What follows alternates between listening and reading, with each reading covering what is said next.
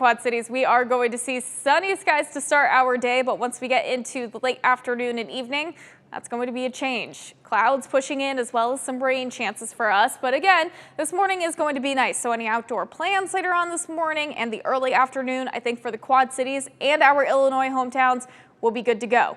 Our Iowa hometowns, however, could start to see some showers as early as around 2-3 o'clock. This front is starting to push in and those clouds are riding along that front. So we'll start to see those clouds push in as well. We'll see a pretty large temperature gradient across the area too, because sunshine will stay pretty stable around the Quad Cities and Illinois side. So we should get a boost to around the upper 70s and 80 degrees, but some of our Iowa hometowns might struggle with those temperatures today with that heavy cloud cover pushing in, and then we get the heavy rain to arrive later on this evening. Again, around 5-6 o'clock is when we're expected to see that arrive to the Metro Quad Cities.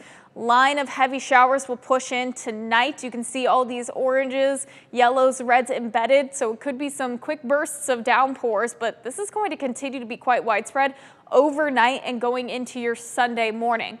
Now, this is not going to be a complete washout going into Sunday. By late morning hours of Sunday, Iowa could definitely start to see those drying skies, although those northerly winds and I think a few stubborn clouds will definitely limit those highs, only going to be in the mid to upper 60s. So we're kind of getting our first real taste of fall weather.